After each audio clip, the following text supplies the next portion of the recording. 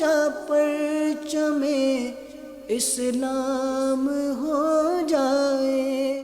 الحمدللہ رب العالمین والصلاة والسلام علی سید المرسلین، اما بعد فاعوذ باللہ من الشیطان الرجیم، بسم اللہ الرحمن الرحیم۔ الصلاة والسلام علیک یا رسول اللہ وعلی آلک واصحابک یا حبیب اللہ۔ الصلاة والسلام علیک یا نبی اللہ وعلی آلک واصحابک یا نور اللہ۔ مدنی چینل کے ناظرین، پروگرام قرآنی صورتوں کا تعارف، اس میں آپ کو خوش آمدید کہتے ہیں، مرحبا کہتے ہیں۔ اللہ پاک نور قرآن سے ہمارے سینوں کو روشن فرمائے اور قرآن پاک کا فہم، قرآن پاک کا علم وہ ہمیں عطا فرمائے۔ جو کچھ قرآن پاک میں بیان ہوا، مولا کائنات مجھے آپ کو سمجھنے اور اس پر عمل پیرا ہونے کی توفیق عطا فرمائے، اور جن باطل طریقوں سے، برے اعمال سے قرآن مجید فرقان حمید کے اندر منع کیا گیا، اللہ پاک ہم سب کو اس سے رکنے کی توفیق عطا فرمائے۔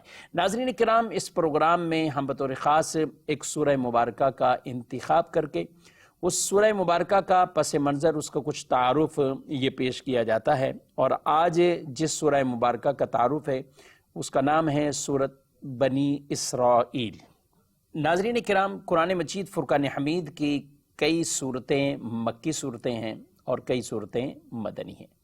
تعداد میں مکی صورتیں یہ زیادہ ہیں، کیونکہ قرآن مجید فرقان حمید کا اکثر حصہ یہ مکہ مکرمہ میں ہجرت سے قبل نازل ہوا، اور یہ ٹوٹل جو صورتیں ہیں جن کی تعداد 86 بیان کی گئی، 86 صورتیں بیان کی گئی، اور بقیہ 28 صورتیں یہ مدنی صورتیں ہیں۔ تو اس اعتبار سے کہ قرآن مجید کی اکثر سورہ مبارکہ وہ مکی ہیں۔ سورہ بنی اسرائیل جس کا آج تذکرہ ہم سنیں گے، یہ بھی مکہ مکرمہ میں یعنی ہجرت سے قبل یہ نازل ہوئی۔ بعض علماء نے چند آیات مبارکہ کا استثناء کر کے بیان فرمایا کہ یہ مدنی ہیں، یعنی ہجرت کے بعد نازل ہوئی، لیکن اوورآل علامہ بیضاوی رحمۃ اللہ تعالی علیہ نے بھی جزماً یہ بیان کیا کہ یہ پوری کی پوری صورت یہ مکی صورت ہے اور ہجرت سے قبل مکہ مکرمہ میں نازل ہوئی۔ اس سورہ مبارکہ میں 12 رکوع ہیں اور 111 اس کی آیتیں ہیں۔ سورہ بنی اسرائیل کے متعدد نام ہیں۔ ایک تو نام یہی سورہ بنی اسرائیل۔ بنی اسرائیل، اسرائیل کا جو معنی ہے وہ ہے عبداللہ، یعنی اللہ کا بندہ، اور یہ حضرت یعقوب علیہ السلام ان کا لقب ہے۔ تو آل یعقوب ان کو بنی اسرائیل کہا جاتا ہے۔ قرآن مجید کے اندر آپ بکثرت بنی اسرائیل کے واقعات پڑھیں گے۔ حضرت یوسف علیہ السلام جب مصر میں آپ آئے اور آپ مصر کے حاکم بادشاہ بنے، تو پھر حضرت یعقوب علیہ السلام اور اپنے سارے گھر والوں کو انہوں نے یہاں پر بلا لیا تھا۔ تو یہ ٹوٹل جو افراد آئے تھے ان کی تعداد کو 72 اور اس کے قریب قریب یہ بیان کیا گیا کہ یہ اتنے افراد تھے جو آل یعقوب یہ مصر کے اندر آئے۔ اور پھر ایک وہ وقت تھا کہ جب حضرت موسیٰ علیہ السلام نے بنی اسرائیل کو، تو اس وقت ان کی تعداد لاکھوں میں پہنچ گئی، یعنی بنی اسرائیل کی تعداد۔ تو بنی اسرائیل سے مراد آل یعقوب، حضرت یعقوب علیہ السلام پھر مصر میں آئے اور یہاں آپ رہے، اور تا وصال آپ یہیں رہے۔ حضرت یوسف علیہ السلام کا آپ کے بعد وصال ہوا، وہ بھی یہیں رہے، اور یوں آل یعقوب یعنی بنی اسرائیل، ان کی نسل اور یہ بنی اسرائیل یہ سارے اس طرح مصر کے اندر آباد رہے۔ بنی اسرائیل کے وہ احوال اس سورہ مبارکہ کے اندر بیان ہوئے کہ جن کی وجہ سے کئی مراحل سے گزر کر، یعنی عروج بھی تھا، پھر زوال بھی، اور اس کے اسباب بھی ہیں کہ کب عروج تو کیوں، پھر زوال تو کیوں۔ ان چیزوں کو اسی سورہ مبارکہ کے اندر بیان فرمایا گیا، اور اسی مناسبت سے اس سورہ مبارکہ کا نام سورہ بنی اسرائیل رکھا گیا۔ اس سورہ مبارکہ کو سورہ سبحان بھی کہا جاتا ہے۔ سبحان کا معنی پاک ہونا، اور یہ سبحان وہ کلمہ ہے کہ جو اللہ کی شیان شان ہے، اللہ کی شیان شان ہے۔ اس لیے ہمارے علماء نے یہ مسئلہ لکھا کہ سبحان کا بھی اطلاق وہ عام مخلوق میں غیر اللہ پہ نہیں ہو سکتا، یہ نام رکھنا بھی جائز نہیں، اسی لیے ہمارے علماء نے اسے بیان فرمایا ہے۔ اور اس سورہ مبارکہ کو سبحان اس لیے کہا گیا کہ پارے کا آغاز ہی سبحان کے کلمے تھے۔ سبحان الذی اسری بعبدہ لیلا من المسجد الحرام الی المسجد الاقصی، تو یہ آغاز ہی سبحان سے ہے۔ اسی سورہ مبارکہ کو سورہ اسراء بھی کہا گیا ہے۔ جی ہاں، اسراء کا مطلب سیر کروانا، سیر کرنا، اور چونکہ اسی پارے کے ابتدا میں پہلی آیت میں ہی اللہ پاک نے اپنے پیارے نبی صلی اللہ علیہ وآلہ وسلم کی وہ عظیم سیر جسے معراج شریف کہا جاتا ہے، اس سفر کا ذکر فرمایا ہے۔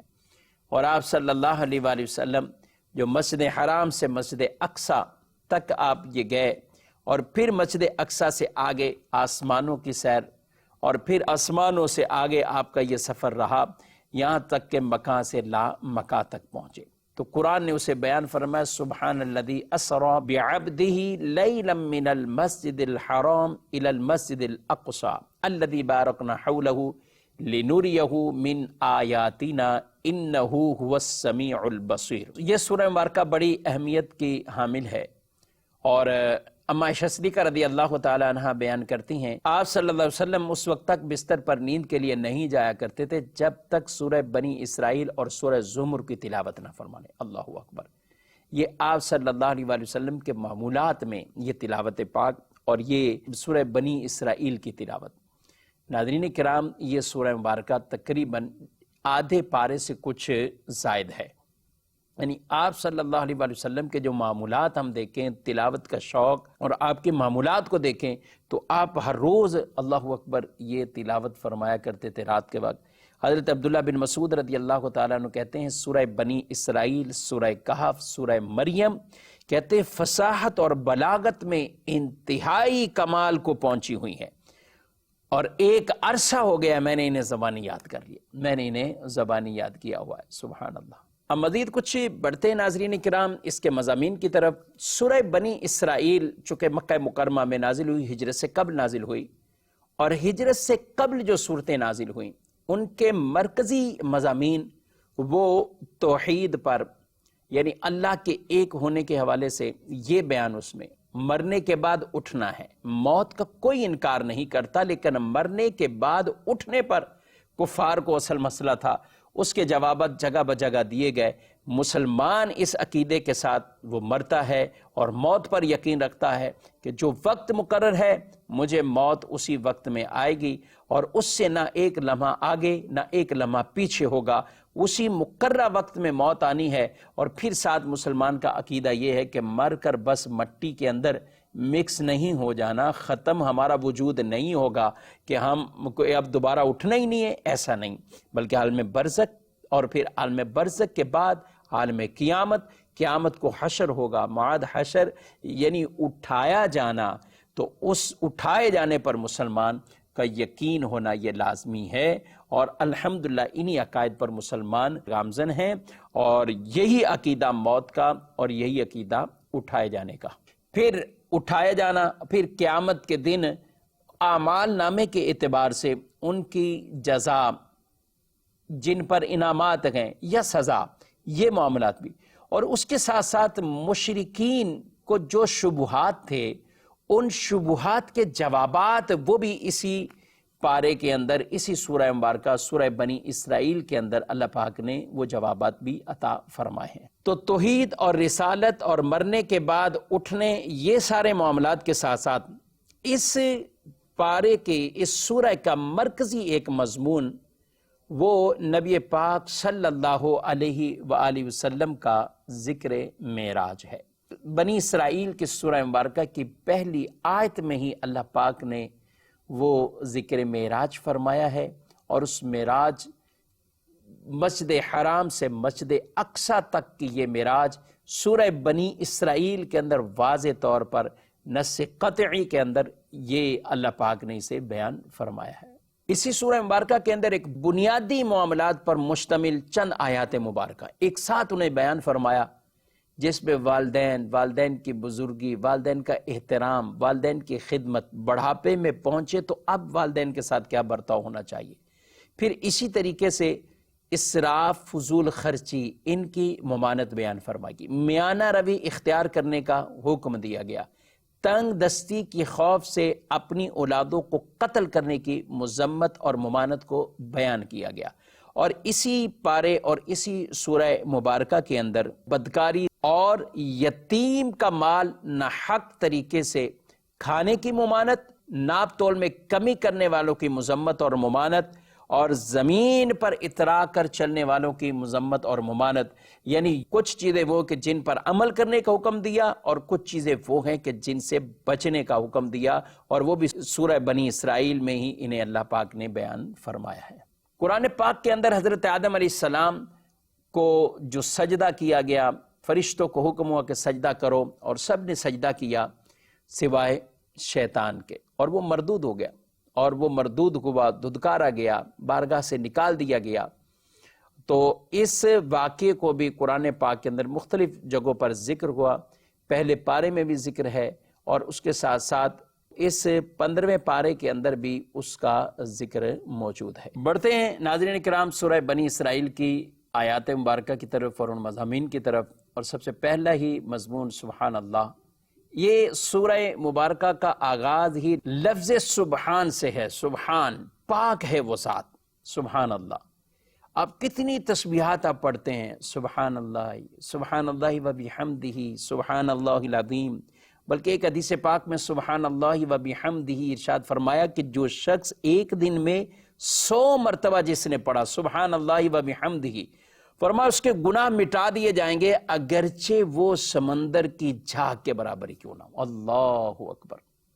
تو یہ اس سے مراد صغیرہ گناہ، اور وہ سمندر کی جھاگ کے برابر ہی کیوں نہ ہو، اس کے گناہ مٹا دیے جائیں گے۔ ایک اور روایت میں نبی کریم صلی اللہ علیہ وسلم نے فرمایا جس نے سبحان اللہ العظیم و بحمدہ کہا، اس کے لیے جنت میں ایک درخت اگا دیا جاتا ہے، جنت میں ایک درخت اگا دیا جاتا ہے۔ حضرت ابو ذر رضی اللہ تعالیٰ عنہ نے بارگاہ رسالت میں عرض کی، یا رسول اللہ صلی اللہ علیہ وسلم، میرے ماں باپ آپ پر قربان ہوں، یہ ارشاد فرمائیے کون سا کلام اللہ کو سب سے زیادہ محبوب ہے؟ ارشاد فرمایا وہ کلام جسے اللہ نے فرشتوں کے لیے پسند فرمایا، اور وہ یہ ہے سبحان ربی و بحمدہ، سبحان ربی و بحمدہ۔ تو یہ ناظرین کرام ایسے خوبصورت کلمات ہیں۔ بخاری شریف کی حدیث پاک میں بھی جو 2 کلمات کو کہا گیا کہ 2 کلمات ہیں کہ جو خفیفتان علی اللسان ثقیلتان فی المیزان حبیبتان الی الرحمن، کہ وہ 2 کلمات ایسے ہیں کہ جو زبان پر بڑے ہی آرام سے ادا ہو جاتے ہیں، میزان عمل میں بہت وزنی ہوں گے، اور اللہ کو ہی بڑے پسند ہوں گے۔ سبحان اللہ و بحمدہ، سبحان اللہ العظیم۔ تو یہ اپنی زبان پر یہ کلمات آپ جاری رکھیے، اور کم از کم سبحان اللہ و بحمدہ 100 مرتبہ ایک دن میں ضرور پڑھ لیا جائے، انشاءاللہ اس سے اللہ ہمارے گناہوں کو معاف فرمائے گا۔ اور اس سبحان کا معنی یہی ہے کہ اللہ رب العالمین کی ذات ہر عیب اور نقص سے پاک، ہر عیب اور نقص سے پاک اللہ رب العالمین۔ سبحان اللہ، سبحان اللہ۔ تو یہ پڑھتے رہا کریں۔ آگے بڑھتے ہیں اس آیت مبارکہ کے مضمون کی طرف، اور بڑے خوبصورت مضمون، اور عاشقان رسول بلکہ ہر مومن جب بھی انہیں پڑھتا ہے اور یہ سنتا ہے، اور حضور علیہ السلام کا ذکر معراج ہوتا ہے جسے قرآن نے بیان فرما دیا۔ آپ اگر کہیں دنیا کے اندر بھی کوئی سفر اختیار کرنا ہو تو ہمارے سفر کے کچھ مقاصد ہوتے ہیں، کون جا رہا ہے، کہاں جا رہا ہے، کس لیے جا رہا ہے، کب جانا ہے۔ جو بڑے بڑے لوگ ہیں ان کے شیڈول باقاعدہ طے ہوتے ہیں، لیکن قربان جائیں حضور علیہ السلام کا سفر معراج ہے، تو یہ شیڈول اور یہ کہاں جانا ہے، کب جانا ہے، یہ شیڈول کہاں گئے، کب گئے، کہاں سے کہاں تک جانا ہے، مقصد کیا ہے، قرآن میں خود اللہ نے بیان فرمایا۔ دنیا داروں کے سفر نامے ان کے وزیر، ان کے مشیر وہ لکھ رہے ہوتے ہیں، صحافی لکھ رہے ہوتے ہیں، مگر سبحان اللہ بلا تشبیہ عرض کہ حضور کا سفر معراج جو ہے وہ قرآن پاک میں اللہ نے بیان فرمایا، اور یہ حصہ خاص قرآن میں نص قطعی کے ساتھ بیان ہوا کہ نبی کریم صلی اللہ علیہ وآلہ وسلم رات کے تھوڑے سے حصے میں وہ مسجد حرام سے مسجد اقصی تک، اور سیر کس نے کرائی؟ سبحان الذی اسری، یعنی پاک ہے وہ ذات، ہر عیب سے پاک ہے، آپ محبوب صلی اللہ علیہ وآلہ وسلم کی شان تو یہ دیکھیے اور سمجھیے کہ وہ معراج ہوئی ہے، لیکن کروائی جس رب نے ہے وہ بڑی شانوں والا ہے، وہ ہر عیب سے پاک ہے، ہر عیب سے پاک ہے۔ سبحان الذی اسری بعبدہ لیلا من المسجد الحرام الی المسجد الاقصی الذی بارکنا حولہ لنوریہ من آیاتنا انہ هو السمیع البصیر۔ ارشاد فرمایا پاکی ہے اسے جو راتوں رات اپنے بندے کو لے گیا مسجد حرام خانہ کعبہ سے مسجد اقصی بیت المقدس تک، الذی بارکنا حولہ لنوریہ من آیاتنا، وہ مسجد اقصی جس کے ارد گرد ہم نے برکت کو رکھا ہے، لنوریہ من آیاتنا، تاکہ ہم دکھائیں انہیں اپنی نشانیاں، انہ هو السمیع البصیر، بے شک وہ سنتا اور دیکھتا ہے۔ ناظرین کرام، نبوت کے 12ویں سال یعنی آقا صلی اللہ علیہ وآلہ وسلم نے جب اعلان نبوت فرمایا، اور اس کے 12ویں سال جب آپ کی عمر مبارک 52 سال تھی، فرمایا گیا کہ اس وقت یہ معراج ہوئی۔ اور مہینے کون سے، اس بارے میں مختلف اقوال ہے، لیکن زیادہ صحیح اور زیادہ اصح جسے فرمایا گیا وہ رجب شریف کا، اور اس میں بھی 27 رجب المرجب اس کی تاریخ کو بیان کیا گیا۔ یہ نبی کریم صلی اللہ علیہ وآلہ وسلم کو معراج ہوئی، اور اس معراج کے حوالے سے عقیدہ معراج وہ یہ ہے کہ حضور اکرم صلی اللہ علیہ وآلہ وسلم آپ نے مکہ مکرمہ مسجد حرام سے مسجد اقصی کا سفر اختیار کیا۔ مسجد اقصی میں آپ نے انبیاء کرام کی امامت کی ہے، پھر آپ نے وہاں سے آگے جو سفر اختیار کیا آسمانوں کا، پھر ہر آسمان پر ایک نبی سے ملاقات ہوئی، پھر آپ سدرۃ المنتہا جہاں جبریل امین بھی ان کی بھی انتہا ہے، مقام ہے، اور وہ ٹھہر جاتے، میرے حضور اس سے بھی آگے چلے، سبحان اللہ، پھر مکان سے لا مکان، اور یہ سارا کچھ جسم مبارک کے ساتھ ہے۔ جی ہاں، یہ کوئی روحانی نہیں، یہ کوئی خواب کا معاملہ نہیں، بلکہ اصح اقوال کے مطابق جس پر صحابہ کرام علیہ رضوان کی آراء ہیں، صحابہ کرام نے اسے بیان کیا کہ وہ آپ صلی اللہ علیہ وآلہ وسلم کے جسم مبارک کے ساتھ اس معراج شریف کو مانتے تھے۔ اور یہ جو پہلا حصہ معراج کا یعنی مسجد حرام سے مسجد اقصی، یہ نص قطعی قرآن مجید فرقان حمید سے یہ ثابت ہے۔ علماء نے لکھا اس کا بھی انکار کوئی کرتا ہے تو وہ سورہ بنی اسرائیل کی پہلی آیت کا انکار کر رہا ہے، تو وہ تو دائرہ اسلام سے خارج ہے۔ اور پھر اس کے بعد جو چیزیں آگے بیان کی گئی ہیں تو فرمایا ان کے اندر آسمانوں کی سیر، منازل قرب میں پہنچنا، یہ کہا گیا کہ یہ اتنی کثرت سے احادیث کے اندر ہے کہ مشہور حدیثیں اور جن کی حد جو ہے وہ جو تواتر کی حد تک پہنچ چکی ہے، اور اس کا انکار کرنے والا وہ گمراہ کہلاتا ہے، وہ گمراہ کہلاتا ہے۔ اور اس حوالے سے بھی ہمارے علماء نے یہ بیان کیا کہ یہاں آیت مبارکہ میں سبحان الذی اسری بعبدہ فرمایا گیا، اپنے خاص بندے کو لے گیا، عبد کہا گیا ہے، یہ نہیں کہا گیا کہ ان کی روح کو، یہ نہیں فرمایا گیا۔ رات کے تھوڑے سے حصے میں کہا گیا کہ سیر کرائی، یہ نہیں کہا گیا کہ نیند میں کروائی۔ اگر یہ نیند کا معاملہ ہوتا یا روحانی معاملہ ہوتا تو ناظرین کرام پھر تو کوئی جھگڑے کی بات ہی نہیں تھی، حالانکہ کفار نے اتنا شور مچایا۔ اگر آج بھی کوئی آدمی آپ میں سے، ہم میں سے اٹھ کر کسی کو بھی کہے کہ میں رات کو سویا اور میں رات کو کہاں سے کہاں پہنچا، پھر میں واپسی آ گیا، تو اس سے کوئی نہیں پوچھے گا کہ ایک رات میں آپ نے یہ سارا کچھ کیسے کر لیا، یعنی نیند میں، کیونکہ لوگوں کو پتہ ہے کہ نیند میں آدمی کہیں سے کہیں پہنچ سکتا ہے۔ اسی طرح کوئی کہ روحانی طور پر یہ معاملہ تھا تو اس سے بھی کوئی اتنے بحث نہیں کرے گا، لیکن سوالات کب اٹھیں گے؟ جب کوئی کہے گا کہ میں اپنے جسم، اپنے وجود کے ساتھ گیا، تو اب وہ بحث کرے گا، اعتراض کرے گا۔ لیکن ایمان والوں کی شان، سبحان اللہ، حضرت صدیق اکبر رضی اللہ تعالیٰ عنہ تک جب خبر پہنچی اور ابو جہل نے کہا کہ یہ تو مجھے بڑا ایک اچھا فارمولہ مل گیا کہ لوگوں کو ورگلا لوں گا، بدزن کر لوں گا، کہ دیکھو یہ دعویٰ کر رہے ہیں رات کے اتنے حصے میں پہنچ گئے، تو میں اس سے لوگوں کو بزن کروں گا. لیکن جب یہی خبر صدیق اکبر رضی اللہ تعالیٰ عنہ تک پہنچتی ہے تو وہ یہ کہتے ہیں کہ یہ کہا کس نے ہے. پہلے یہ کہا کہ یہ کہا کس نے؟ تو کہا کہ تمہاری دوست کہہ رہے ہیں، تمہاری نبی کہہ رہے ہیں. کہا اگر وہ کہہ رہے ہیں تو پھر میں تصدیق کرتا ہوں، پھر میں تصدیق کرتا ہوں کہ وہ سچ ہی فرما رہے ہیں. ان کے زبان سے کبھی کوئی ایسی بات نہیں نکلی جو خلاف واقع ہو، جسے جھوٹ کہا جائے. وہ سچ ہی فرماتے. اور یہ تصدیق انہوں نے کی اور ان کو مرتبہ صدیقیت کا مل گیا اور لقب صدیق اکبر پا گئے. سبحان اللہ. مسجد اقصیٰ یہ جسے قبلہ اول کہا جاتا ہے، اس کی بھی سیر کروائی، کیونکہ انبیاء کرام علیہ السلام ان کے سامنے بھی نبی کریم صلی اللہ علیہ وسلم کے اس شان کو ایک ظاہر کرنا اور وہ حضور کی امامت میں نماز پڑھ لیں، انہیں بھی یہ شرف ہے.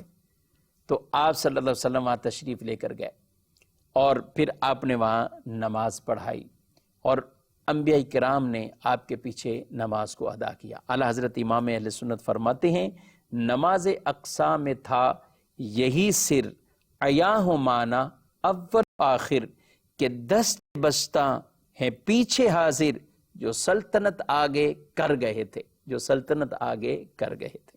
مسجد اقصیٰ کی ایک فضیلت کو بیان کیا گیا اور شان کو بیان کیا گیا. الذی بارکنا حولہ، اس کے ارد گرد ہم نے برکت کو رکھا ہے. تو کیا اس کے ارد گرد برکت تھی؟ فرمایا گیا مسجد اقصیٰ ہر اعتبار سے برکت ہی برکت، کیونکہ یہ انبیاء کی جگہ تھی، وحی کے اترنے کا مقام ہے، اس لیے بھی برکت. اور یہ بھی کہا گیا کہ اس کے ارد گرد وہاں پر انبیاء کرام کے مزارات ہیں. جی ہاں، نبیوں کے مزارات ہیں، اور نبیوں کے جہاں مزار ہوتے ہیں وہ جگہیں برکتوں والی بن جاتی ہے، وہ خیر و برکات والی بن جاتی ہے. الذی بارکنا حولہ، فرمایا کہ اس کے ارد گرد ہم نے برکت کو رکھا ہے. جی ناظرین کرام، سورہ بنی اسرائیل کا کچھ خلاصہ اور اس کی پہلی آیت مبارکہ پر آج کا یہ درس رہا، اور نبی پاک صلی اللہ علیہ وسلم کا ذکر معراج. تو یقیناً سبحان اللہ، ہم معراج کا ہی تحفہ وہ مومنین کے لیے نماز ہے. اپنے دلوں کو نماز سے لگا لیجئے، نماز کے ساتھ ایسا پیار، اور نماز کو جیسا حکم ہے اللہ اور اس کے رسول کا ویسے ادا کریں. گویا کہ نماز بھی مومن پڑھ کر اس میں بھی ایک طرح کا ذکر معراج کرتا ہے. تصور ایک آتا ہے کہ یہ معراج کا ہی تحفہ نماز ہے، اور خاص وہ جو تشہد کے کلمات ہیں یہ وہی یادیں ہیں کہ جو اللہ پاک نے اپنے نبی سے جو کلام کیا، نبی صلی اللہ علیہ وسلم نے آگے جو جواب ارشاد فرمایا، فرشتے نے جو صدا بلند کی، اور وہی ایک ہماری اتحیات تشہد کا حصہ بنا دیا گیا. تو گویا کہ ہم بھی نماز پڑھتے ہیں تو اس میں بھی ذکر معراج ہوتا ہے، اور ویسے بھی نماز مومن کی معراج ہے. اللہ پاک ہم سب کو قرآن پاک کا نور عطا فرمائے اور جو کچھ سیکھا سمجھا اس پر عمل پیرا ہونے کی توفیق عطا فرمائے. سورہ بنی اسرائیل میں بہت سے ایسے مضامین ہیں، انشاءاللہ آئندہ پروگرام کے اندر کچھ باتیں سورہ بنی اسرائیل سے مزید عرض کریں گے. اللہ پاک ہم سب کو عمل پیرا ہونے کی توفیق عطا فرمائے. آمین بجاہ نبی الامین صلی اللہ علیہ وآلہ وسلم. یہی ہے آرزو تعلیم قرآن عام ہو جائے، ہر ایک پرچم سے اونچا پرچم اسلام